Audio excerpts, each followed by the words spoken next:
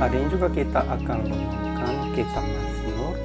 Teks hari ini pasal 126 sampai 127. Dan paragrafnya pasal masing-masing.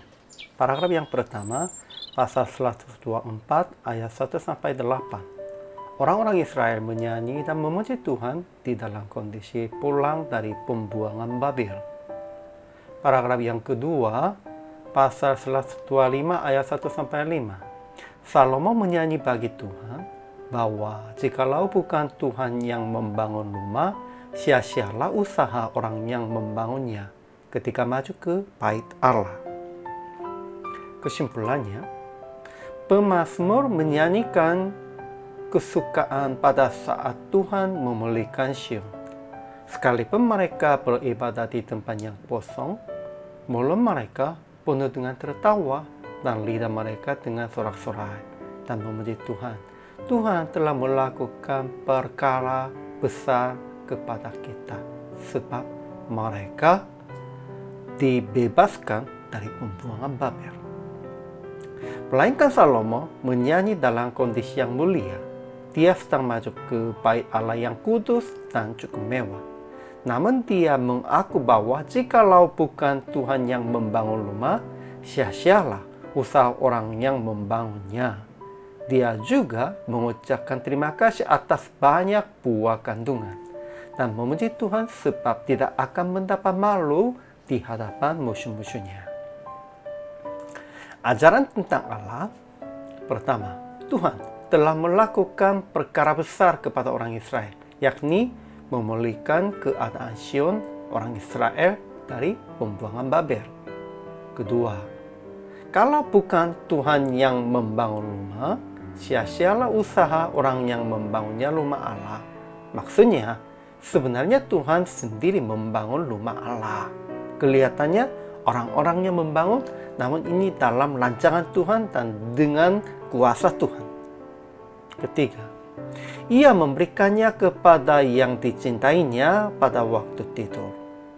Maksudnya, memberikan istirahat dan mencukupi semuanya. Ajaran bagi kita. Pertama, sekalipun orang Israel beribadat di tempat yang kosong, mulut mereka penuh dengan tertawa dan lidah mereka dengan sorak-sorai dan memuji Tuhan. Pentingnya ini, bukan tempat yang mewah atau tempat yang kosong, dan keadaannya baik atau keadaannya tidak baik. Kita harus memuji Tuhan, mulut dengan tertawa dan lidah dengan sorak-sorai. Kedua, mereka yang menabur dengan mencucurkan air mata akan menuai dengan bersorak-sorai. Ketiga, kalau di luar Tuhan, sia-sialah usaha orang yang membangunnya dan usaha pengawal berjaga-jaga. Keempat, ia mencukupi istirahat dan keperluan kepada yang dicintainya.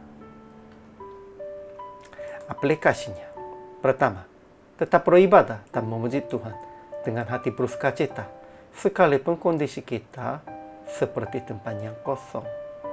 Sekalipun kondisi kita tidak ada yang gunanya, yang semuanya masih ada banyak kekurangan, tetap memuji Tuhan dan beribadah.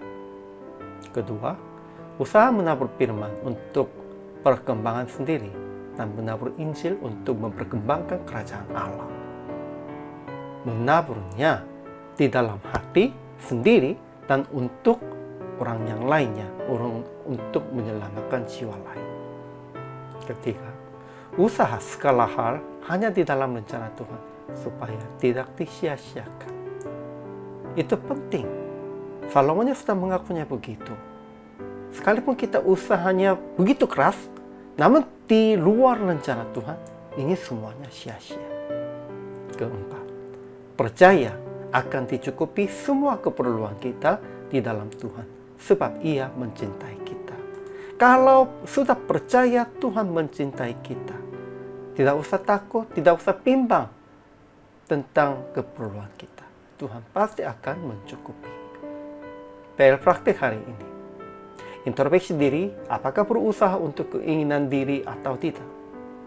Dan menabur firman di dalam diri dengan merenungkan Alkitab dan menabur Injil kepada orang-orang yang belum mengenal Yesus. Dengan percaya akan berhasil.